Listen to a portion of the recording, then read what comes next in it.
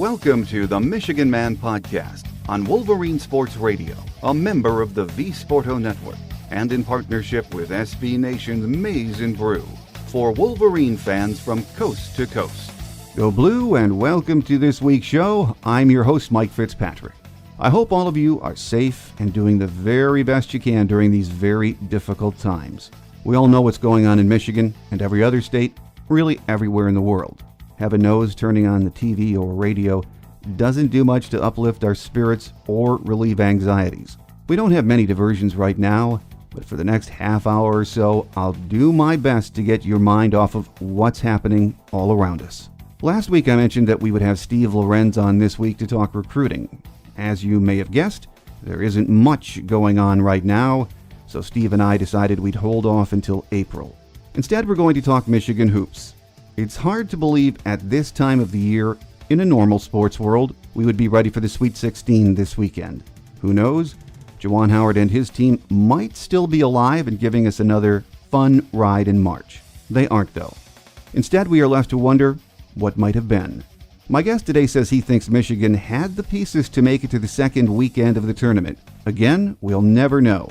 But it was an interesting first season with Juwan Howard at the helm, one of highs and lows, injuries, and facing a Big Ten schedule that was absolutely brutal. We'll discuss all of that and what looks to be a very bright future for Michigan basketball with our guest today. Joining us next on Game Day is beat writer James Hawkins from the Detroit News. Here on the Michigan Man, in partnership with our friends at SB Nation's Maize and Brew. So stay with us.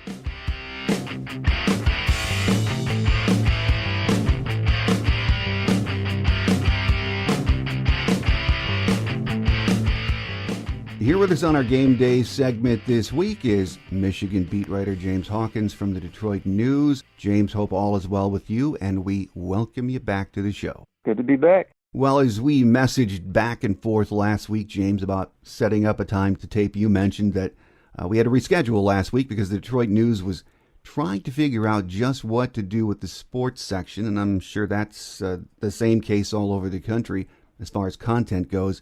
And it's not going to get any easier anytime soon, is it? No, yeah, it's kind of wild times that we're in right now. It's just with the entire sports world coming to the screeching halt, last week due to the coronavirus pandemic. So definitely unprecedented times, and it's going to be interesting to see how long this lasts for. Because they're talking about this maybe going into the summer sometime, and it's like, man, it's already only been like 1 week, and it's like we might have a couple more months of this. It's already been a pretty long 10 days, it seems like, or something like that. And then you think if this has to go on for another couple months, it's gonna maybe seem like it's gonna take a year. But yeah, obviously, sports being put on the back burner is not a big deal concerning this everybody's health and safety is probably a much more paramount and important issue. But yeah, it's definitely unprecedented times that we are all going through, and I think everyone is just trying to figuring out the best way how to navigate this situation. Well, absolutely, and as we've been mentioning, it could go on, hopefully not into the summer, but it's a day-by-day, week-by-week situation, so we need our diversions during this point in history, and of course with sports, there's really nothing to divert our attention right now, and we talked about how tough it is for the Detroit News and for everyone to get content out there right now. But you ran a background piece on yourself last week, which I found interesting. One of the things you mentioned is that you were not related to legendary sports writer Jim Hawkins, and a lot of us remember him very well. He was an outstanding writer.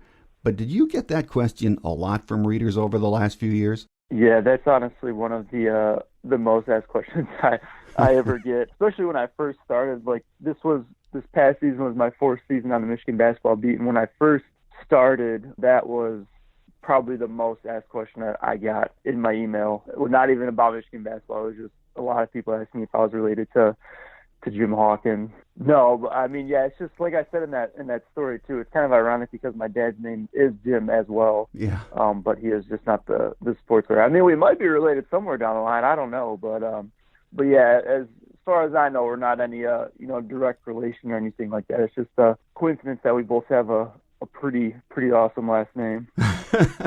Well, he was a great writer, so you're in good company there. It seems like time really has been dragging since that Wednesday in Indianapolis when the Big Ten tournament was canceled almost 2 weeks ago now on Wednesday. Then the NCAA canceled the tournament shortly thereafter. Talk about what it was like to be courtside that Wednesday, James, 15 minutes before tip-off, and then everything had stopped. It had to be a surreal experience for everyone there. Yeah, it was a very strange environment. Like, just going back to the night before that Wednesday night when everything was happening with the NBA, they were suspending play and just everything. It was just like a domino effect. It seemed ever since, it came out that Rudy Gobert had tested positive for the COVID-19, and then it was just a domino effect with the NBA suspending it, and then the NHL said they were going to look into it. And then there was the whole incident at the Big Ten tournament when they had those first two games with Nebraska coach Fred Hoiberg, looked absolutely miserable on the sideline, and he was sick, and there was the whole, concern that maybe he had it too, that, he was putting his team and the other teams that were playing at Bankers Life that night at risk. So it was just a snowball effect that night before.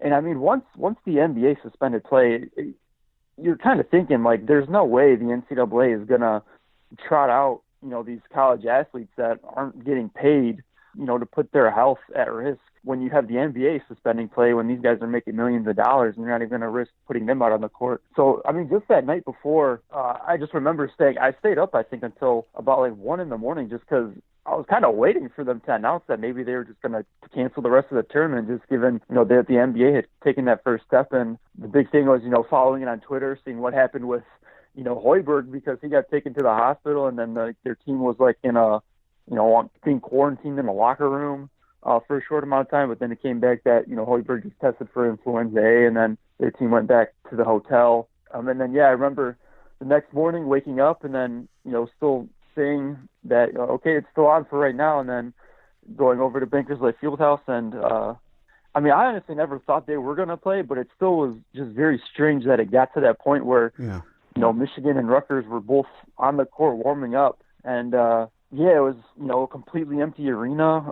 There was not a lot of media on hand, honestly, to be first off. I mean, there was maybe only 20-plus people on hand, but then it was right after, usually teams before games, they go through two stages of warm-ups. They usually go out for their first set, and they go back to the locker room for their their last meeting with the coaches, and they go out for their final tune-ups. And it was when they came back out for their final set of warm-ups, you had Brandon Johns and Luke Wilson and them were, just trying to pump up the imaginary crowd, which is, kind of funny. They're trying to make light of the situation. And then after a couple minutes, then kind of just both teams just stopped, and they just both started walking off the court. And then it was kind of at that moment, I think everyone kind of realized that, this was getting called off. But it was a very, very, like you said, it was a very surreal, strange environment, situation to kind of be in. But I was surprised that it even got to that point where Michigan and Rutgers were even warming up on that Thursday. But ultimately, I think that the right move was made. Obviously, I mean, health and safety is more important than,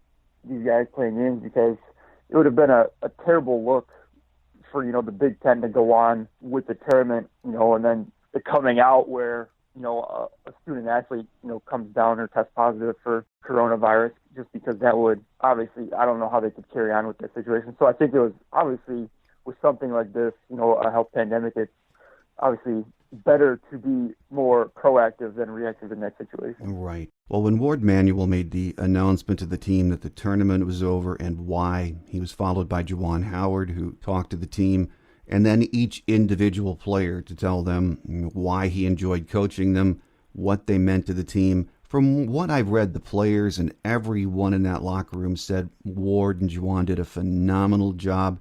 Have you talked to anyone who was actually present in the locker room for those presentations to get their take on it? We haven't actually had any sort of availability since that game got canceled, just because I think Michigan, they left there shortly after the game was canceled, and we haven't had any sort of postseason availability with Coach Juwan Howard or any of the players yet. So we haven't really gotten to get anyone's take on what has happened. So the only thing that I've been able to see is the stuff that they've reported, on MGO Blue TV or from their athletics website. But yeah, I mean, I think just from gathering what I think Juwan Howard did a radio his radio show on Inside Michigan Basketball, and it seems like a lot of guys kind of took it the hardest, just because it was Xavier Simpson and John Teskey's last game. And the one thing I've kept hearing is, just how emotional a lot of guys were just because, they're two leaders. Their season just kind of ends in that way. And obviously it's a kind of an unfair situation for them to have, and, that they kind of don't get to go out on their own terms. But yeah, we haven't had any availability or been able to speak with any of the players or, any of the coaches since that has happened. But hopefully we will, maybe this week or maybe next week or something, just to kind of get a better take on, kind of that, what happened and what that whole morning was like for them to go through. Well, after the season ended, after that announcement was made, the team packed right up, came home to Ann Arbor, and then they scattered because there wasn't even, class physically to attend, and there was no banquet, no NCAA tournament, just really a few moments to say goodbye, and that just had to be jarring and bizarre for everyone around the program, James. Yeah, I mean, it's a weird situation. I don't even know if Juwan Howard. I mean, typically, at the end of the season, you kind of go through exit interviews with your players, and you kind of talk to guys to kind of gauge, what their plans are for next season. So, like I said, it doesn't help that we haven't had, any availability or been able to speak with any of, the players or coaches just to kind of see how that whole process went. If, Coach Howard has been able to speak with each guy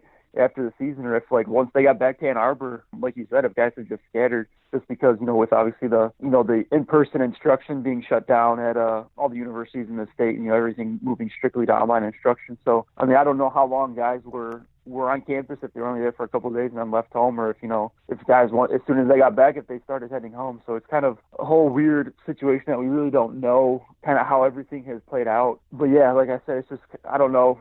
I don't even know if the coaches are on campus too, or if they kind of all flew back to, back home, because I mean, right now, too, they kind of have, it's kind of interesting to see what they'd be doing with recruiting since the season just ended, but you're not able to do anything in person, you're not able to fly out anywhere, you're not able to bring anyone in. So, I would imagine a lot of them are maybe working the phones a lot to kind of get in touch with recruits and kind of, stay in touch with, guys that they're on the recruiting trail with. So yeah, it's just a very, very odd, strange situation, and I mean, I can only speculate as to what's been going on, just because we haven't been able to get anyone. But yeah, it's definitely unlike anything anyone's had to deal with, and especially for Juwan Howard. I mean, it's his first time. Obviously, his first time as head coaching is to go through something like this. So it's definitely interesting to see once we be able to get him. I mean, just to see how he's kind of been able to handle this entire situation with the season just coming to such an abrupt end. Here with us on our Game Day segment this week is Michigan beat writer James Hawkins from the Detroit News as we discuss all of the events unfolding in the last couple of weeks and, of course, what's happening now. How the season ended or didn't end, James, will be with us all for a very long time. Even hard to reflect and break down the season right now. But let's take a few minutes and try to do that. Juwan Howard, your thoughts on his first year as the head man? Yeah, I think he did a solid job. I mean, just given the roster he inherited. I mean, obviously Michigan lost their top three scoring players from last season, and Jordan Poole, Ignas Brazdeikis, and Charles Matthews. And he took over a roster that didn't have a bona fide NBA player, like a guy you knew who was going to be, heading to the NBA this season. I mean, a lot of people thought Isaiah Livers was going to be that guy, but he obviously dealt with, 3 different lower body injuries throughout the year. I mean, Juwan Howard had to deal with, multiple injuries. I mean, he had to deal with, Franz Wagner's injury at the beginning of the season, when he missed the first 4 games with his fractured right wrist. He had to deal with the incident with Xavier Simpson and his suspension. If you think back to it, I think they only had the starting lineup that they had with, Xavier Simpson, John Teskey, Isaiah Livers, Franz Wagner, and Eli Brooks. They only started, that unit only started together 16 of the 31 games that they had. So, I mean, half the season he had to kind of navigate without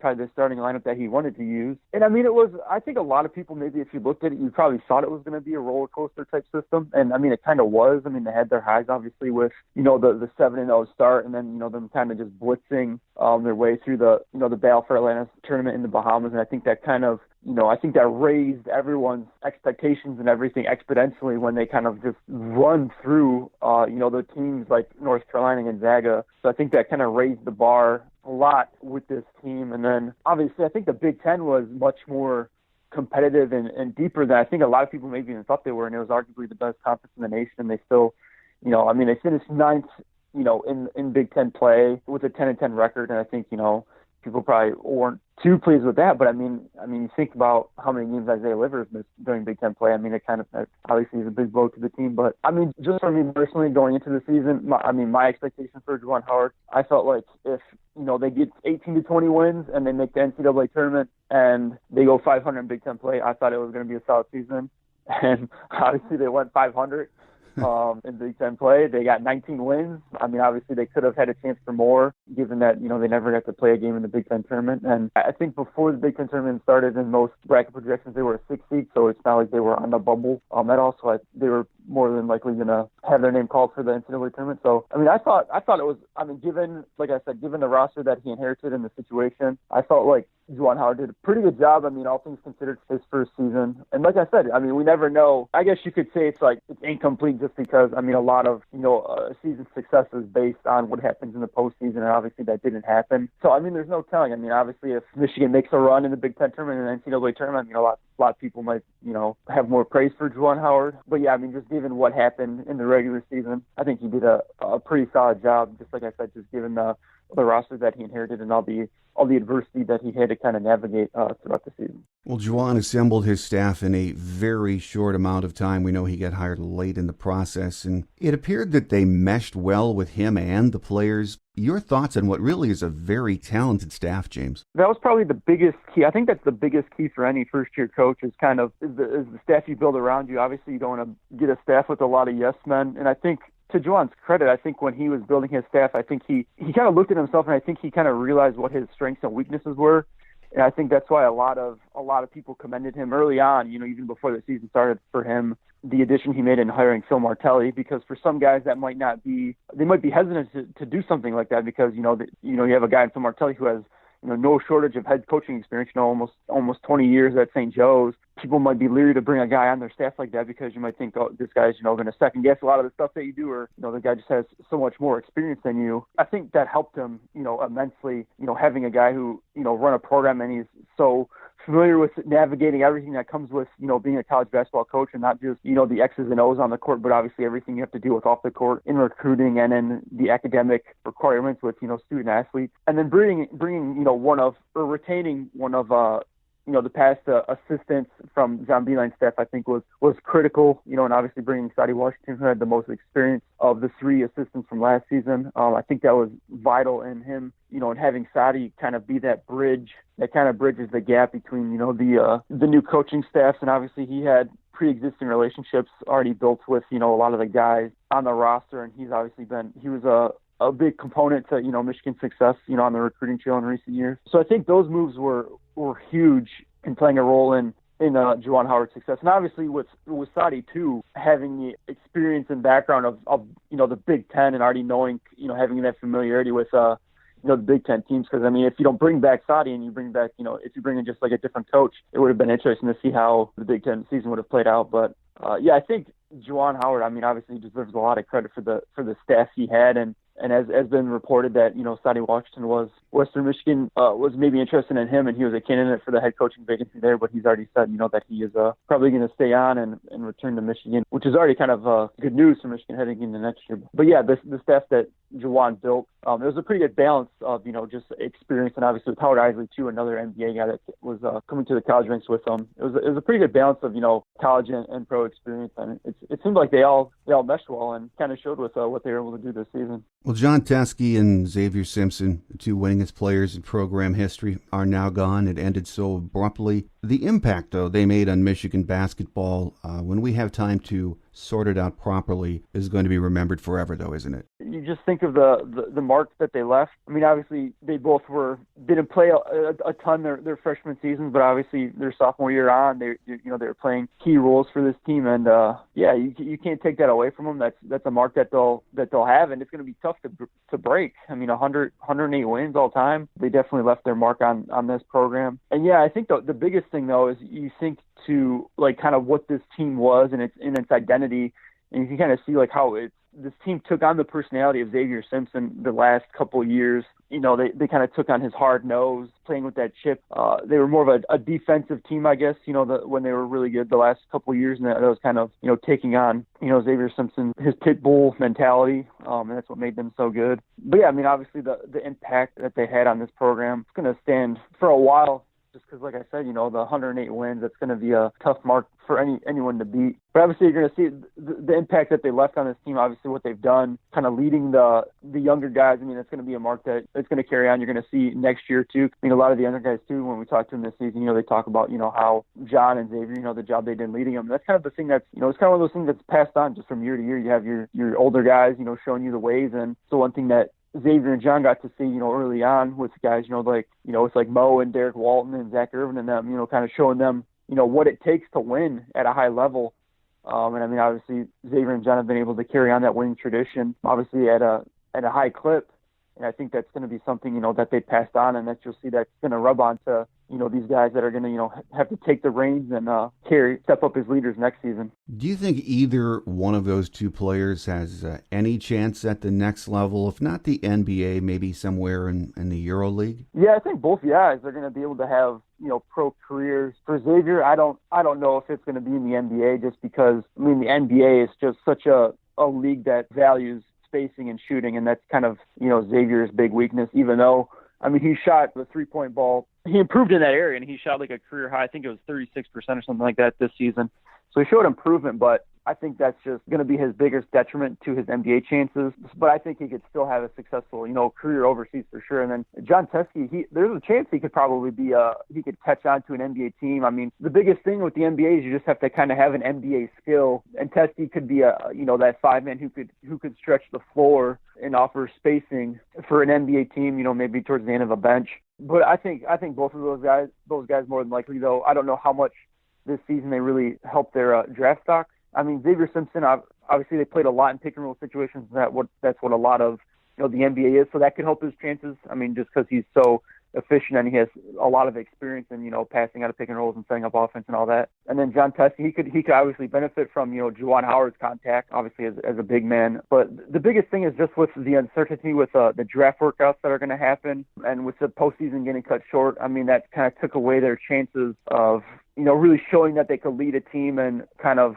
helping boost their draft stock, you know, at the most important time of the year. So that didn't help them. And then, just like I said, with the uncertainty with draft workouts, they might not be able to get to go in front of teams for individual workouts and kind of help their cases. So I think a lot of teams are going to just have to look at the film of what they did this past season. And I don't know, you know, how much it really helped, just because I think John Teske kind of had a rough Big Ten season. And, you know, Xavier Simpson, I mean, he took on a much larger role, but like I said, his shooting, it improved this season, but it's still, I don't know, you know, teams might still be a little leery with it just because he hasn't been a consistent improvement, that he's been a, you know, kind of a knockdown three-point shooter. So definitely I think both of those guys are going to have pro careers somewhere. I just don't know if it's going to be in the NBA, and I just think with the NBA Combine more than likely going to be canceled and draft workouts more than likely going to be, or that pre-draft workout's going to be severely limited, I just think it kind of hurts their chances that, you know, them kind of helping their cases to kind of, you know, boost their standings with NBA teams. When you look back on this season, James, and I know you probably haven't had much of a chance to do that yet, who are some of the other players that surprised you with what they contributed to Michigan basketball? I think probably the biggest surprise was Austin Davis, just because if you look at his career and how everything unfolded, I mean, last season he had a chance to kind of crack the rotation as that backup five, and that was like the biggest question mark for Michigan, and it was kind of that revolving door all season. I think a lot of people maybe just threw him to the side going into this year, just thinking, or I think even after last season, you know, people thought he was going to be a guy that was going to transfer just because he kind of fell out of the rotation and kind of fell out of the pecking order, and thought he was maybe just going to try to go elsewhere to get playing time. And then this year, I mean, he started the season behind, you know, John Teske and Colin Castleton, and he's kind of the third backup big, and he kind of started the season that way. And then, you know, once Big Ten play kind of picked up, he kind of emerged as that backup big, and he was very reliable. And he kind of, even the stints when he came in, I mean, as opposed to last year, because last year when he went in, it was almost like they could barely hold the lead anytime he went in the game. And then this year it was like they kind of built on the lead when he was in. There was even stretches where he was playing better than John Teske. So I think for me, the biggest surprise was was Austin Davis, without a doubt. And then several other guys had pretty good seasons, too, that kind of took on larger roles, like Brandon Johns. I mean, obviously he was playing out of position last year at the backup five, like I said, because that was kind of a revolting door, and he kind of got to show off his perimeter shooting, and he showed he could come in and play a larger role, obviously stepping in for Isaiah Livers when he was injured. So I think that helped him a lot, and I think that's going to help him going into next season. And Eli Brooks, obviously, he improved a lot. I mean, obviously he went from a guy that was, just playing a backup role last season and having to be a key guy this season, being a main piece in the starting role. And he was arguably probably Michigan's, one of their better defenders this season, maybe if not their best defender. And the thing with him is he was always solid on defense. He kind of had his ups and downs with offense. He kind of had those stretches where he was kind of going quiet, and then he'd kind of just have that outburst, with a 20-point game or something against a team. Those guys all took strides. The same thing with Dave DeJulius. He kind of showed that he could come off the bench and kind of just heat up in a hurry with his offense. The thing with him is he's probably got to show that he could facilitate and be kind of a pass-first guard for next season. But, I think there's a lot of guys that took strides, took step forwards, but I think in terms of maybe the most improved guy, I think probably Austin Davis would probably get my vote. And obviously that already earned him a fifth year for next season. Yeah, absolutely. I don't think anyone's going to argue that point. Well, one thing that the staff is still doing, as I understand, is recruiting. I mean, sort of. They cannot do in-person visits, but as it stands today, Juwan Howard has put together a phenomenal class, and it sounds like he's not done yet, James. No, I think we're all waiting for the decision with Joshua Christopher, the five-star guard out of California. And that's been the news Michigan fans have been waiting for quite some time. Obviously, Josh has a Final Four of Michigan, UCLA, Arizona State, and Missouri. For quite some time, it seems like Michigan has emerged as the leader, and it seems like it's really just down to Michigan and Arizona State, which is where his brother plays at. But yeah, that's kind of the one big decision that Michigan has been waiting on, and it seems like Michigan is the leader for him. And obviously, if they get him, I believe he's going to be the highest rated recruit that Michigan has ever landed in the recruiting rankings era. So that's going to be huge. And obviously that would give Michigan a second five-star in this recruiting class along with Isaiah Todd. And there's another guy that they're kind of in the running for, but I don't think they're expected to land, and that's five-star forward Greg Brown, who I think a lot of people are expecting him to pick either. I think he has Texas or Memphis or Auburn. I think they're one of those three guys. I think Texas is kind of the leader for him. And I know Michigan's a finalist, but I don't think Michigan's chances of landing him are as well as they are for Josh Christopher. But those are the two guys that they're kind of still in the running for. But I think, like I said, Josh Christopher is the one guy that Michigan's probably cautiously optimistic that they're going to land. And obviously, if they do land him, that's going to give them six guys in this incoming recruiting class. It's going to lead to, it's going to have to force some guys out of this from the roster. That means they're going to have at least two guys transfer out if they bring in these six guys, just because obviously you can only have 13 scholarships. And as it stands right now, if every guy returns, then with the five-man recruiting class they have, they're already at 14 scholarships, so they're already one over. So it's going to be interesting to see, like I said, if they land Josh Christopher, because that means other dominoes are going to have to go into effect, and you're going to have to see at least two guys are going to have to transfer out just for Michigan to be able to make room for all these guys. And obviously another domino is, the NBA decisions that, Isaiah Livers and Franz Wagner are going to have to make.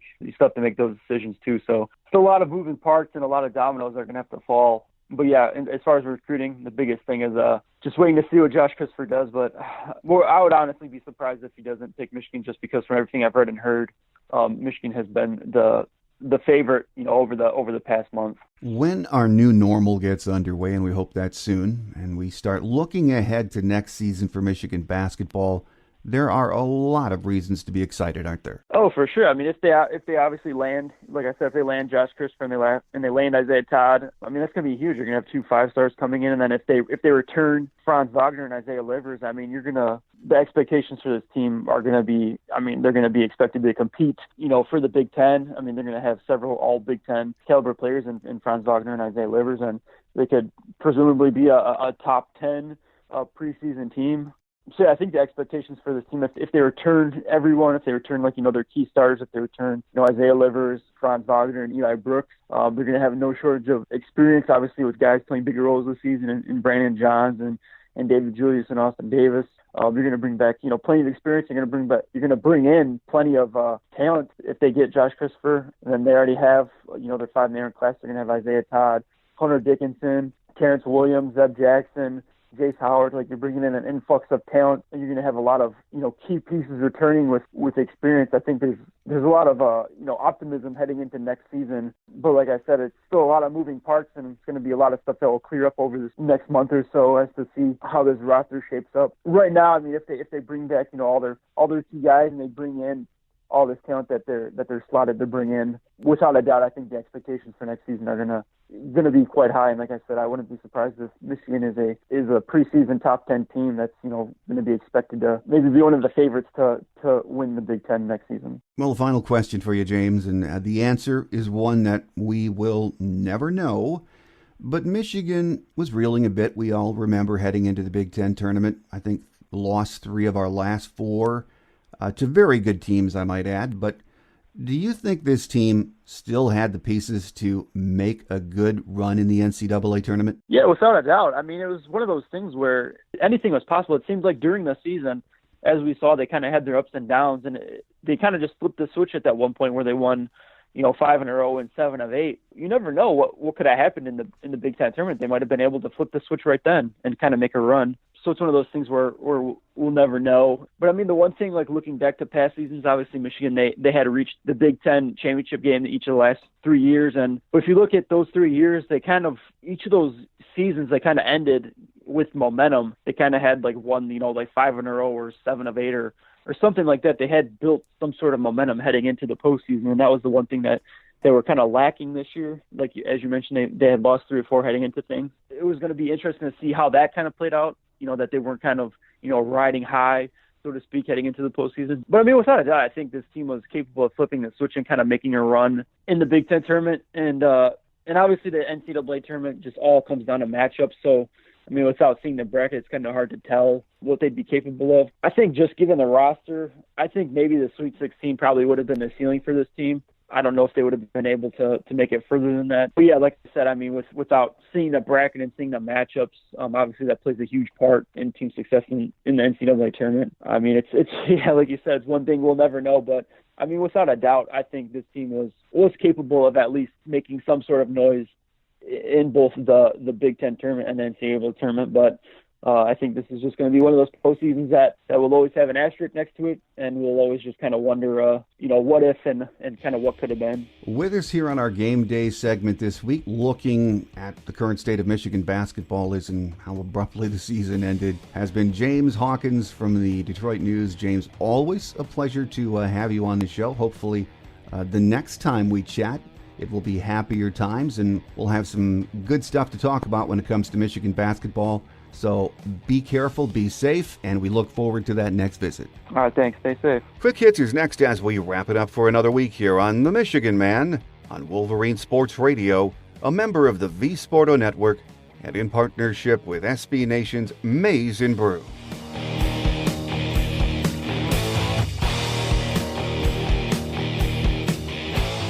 On Quick Hits today, once again, really nothing new to report, as will be the case for some time, I'm afraid. We'll do our best in the coming weeks to bring you a show that will at least take your mind off of all our worldly troubles, if only just for a while. I hope all of you stay safe and well during the coming weeks. None of us have ever experienced anything like this in our lifetime, and I think when we get a handle on this virus and turn it around, the list of things we appreciate in this life will be much longer than we ever imagined. I wish you all the best in the coming week, and remind you that our weekly programming will continue through April. Then we'll go on our summer schedule of 2 shows a month from May through July. Next week, as fate would have it, I'm actually on vacation. Nowhere to go, though. So I'll probably just kick back. Next week's show will be a bit shorter, probably a Michigan Man commentary on whatever comes to mind. That does it for another show. I'm your host, Mike Fitzpatrick. Until we meet again, may God bless each and every one of you during the coming days. Have a great Wolverine week, everyone. Hang in there, take care, and as always, go blue. Thanks for joining us today on The Michigan Man, here on Wolverine Sports Radio, a member of the V Sporto Network, and in partnership with SB Nation's Maize and Brew. Our listener lines are open 24/7 for your calls at 313-263-4842. That's 313-263-4842. Or email us at the Michigan Man Podcast at yahoo.com. That's the Michigan Man Podcast at yahoo.com. The Michigan Man Podcast is produced at the studios of Robin Lynn Productions, Allen Park, Michigan, and is not affiliated with the University of Michigan. Go Blue!